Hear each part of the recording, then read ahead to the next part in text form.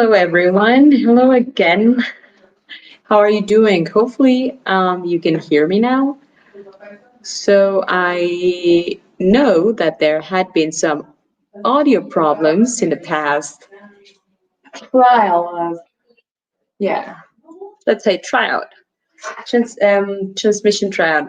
Okay, anyways, so today we're going to tackle a very interesting topic that focuses on both languages.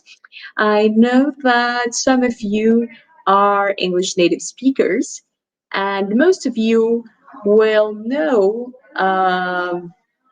say, little facts about, few facts about that I'm about to share. All right, guys. So there are many differences between English and Spanish, but today we're going to talk about the main differences between those languages. And actually, um, it's quite important that you acknowledge them if you want to learn Spanish. So, in order to do that, let me introduce myself. My name is Monserrat Saco, and I am Spanish teacher here in Spoken Learning.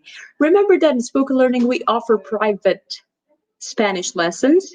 And well, if you are seeking language development, give us a call. There is the phone number, and you can always contact us and tell us your needs. All right, guys. So getting to work. The first difference between English and Spanish focuses in the sound system. So in English, you guys have 14 vowel sounds, which actually makes it quite difficult for us when we are trying to learn English.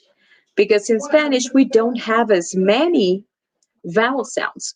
So in English, you have 14 vowel sounds and you have diphthongs, eight diphthong sounds. And actually, we share some of those in Spanish. Now let's go to the next board.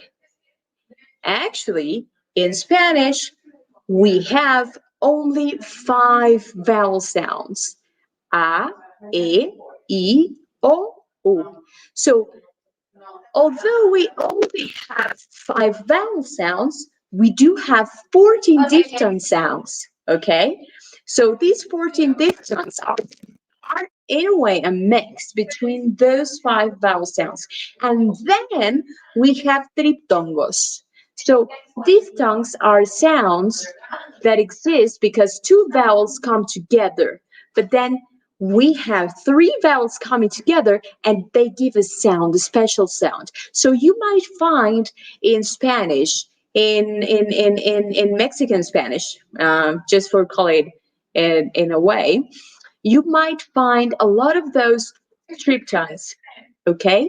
And those come because now the language had a lot of those. So we have 12 triptongos.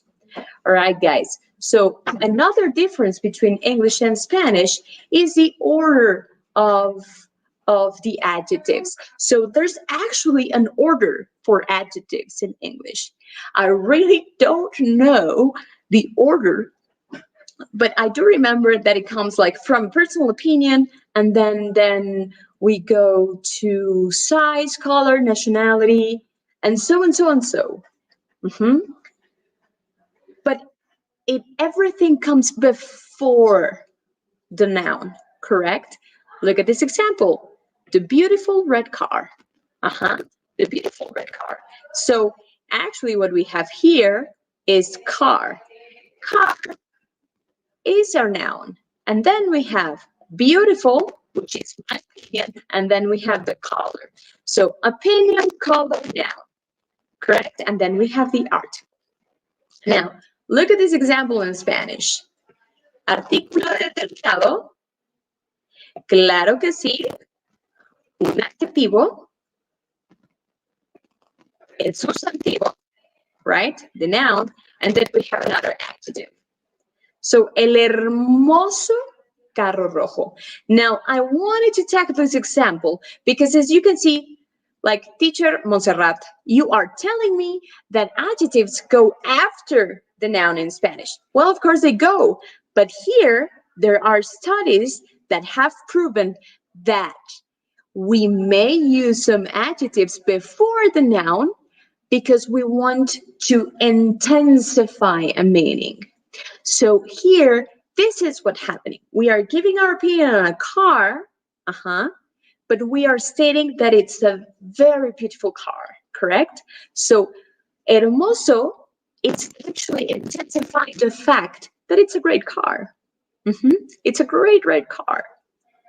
But we are using it before just to emphasize that trait of that car. Okay, so that's why I want to use this example, because it shows us how language is used to, well, to give different meanings. All right, here is another difference between English and Spanish. And actually, I like this one. And I have struggled with this one as well. So in English, you always need a subject.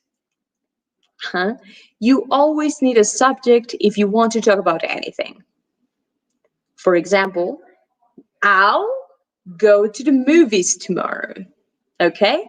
So yes, of course, and I want you to see this. So, of course, in English, we always need a subject. Siempre se necesita un sujeto. In Spanish, we don't. When we listen to the action, when we listen to the verb, we know who the doer is. And if we don't know who the doer is, it actually doesn't matter. But in Spanish, it's called sujeto tácito. So in Spanish, we don't always use a subject. Sometimes it's just not needed. Like this. I'll go to the movies tomorrow, ¿vale? Mañana voy al cine. So with this verb, voy, the one that is listening to your message, whoever listens to your message knows that because you're using voy, the doer of the action is la primera persona, el singular, es yo. So we don't need to use yo here. That sometimes is quite confusing for someone who's trying to learn Spanish, because of course they're always used to use a subject, because it sounds weird. If you just try to remove this in English, it sounds weird, right? Well, in Spanish, not needed. So that is another difference between English and Spanish.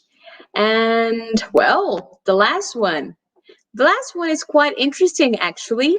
And I have my notes here because it is as complex as it can get. So there is something quite important, and this is a grammatical difference. There's something quite important that you need to know about Spanish and about English. So let's go with English first. In English, you have only 3 perceptions of time. Like, the concept of time is divided in 3 main parts: present, past, and future. Present, past, and future. That's it. That's the time. And then you have 12 tenses. 12 tenses in English. And those tenses come and those tenses exist because there are 4 aspects. So 4 by 3, they give us 12 tenses. And that is the complete set of tenses in English.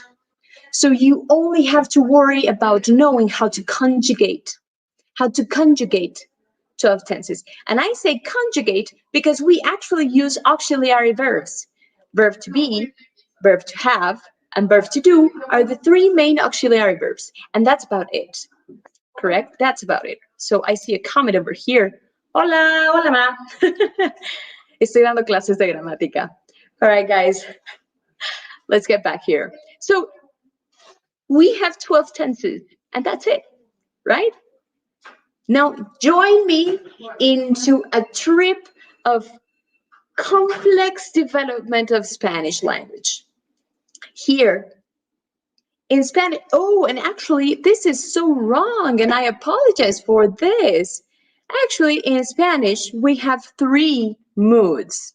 There we go. Now it's correct. In English, when we talk about mood, we talk about conditional mood, we talk about imperatives, we talk about indicative, interrogative, and subjunctive. So those moods, which are 5 moods, are given by the function of the language. So if you want to create a condition, you are using the conditional mood. If you want to ask a question, you are using the interrogative mood. If you want to give an order, or you want to make a request, then you are using the imperative mood. But then the funny thing here in Spanish is that we have only 3 moods and 14 tenses. So 14 tenses, like all in all, correct? But 3 moods. Tenemos el modo indicativo, which is pretty much the same in English and Spanish, because we're talking about things that happen day by day. So it can express like actions in the present, and it can express finished actions in the past, and so on and so forth. And then we have el modo subjuntivo, which talks about wishes, which talks about unreal situations, yeah? And that exists with the conditionals in English. Second conditional, for example. Well, you guys have it all solved with the second conditional. If I were you, I would do this and I would do that. Because it's quite simple. You just have a formula. Well, in Spanish, which is more complex, we have a complete mood developed with a present, past, future, plus different aspects. So it's getting deeper and deeper. That's why I love Spanish, because it's more interesting, actually. And then we have the imperative one. We use the imperative to give suggestions, we use the imperative to give instructions, and we also use it to make requests, correct? So 3 moods, 14 tenses in Spanish versus 3 times, 12 tenses, 5 moods. All right, guys. So thank you so much for joining me in these such interesting topic that I had for you today. I hope that the differences are quite clear for you. And please remember to enroll. We can help you sort out el modo subjuntivo, which is like something that scares most of the foreigners who want to learn Spanish. All right, guys, thank you so much for joining me today. And follow us on social media. Comment, please. Communicate with us. All right. See you soon, guys. Thanks so much for joining. Peace out.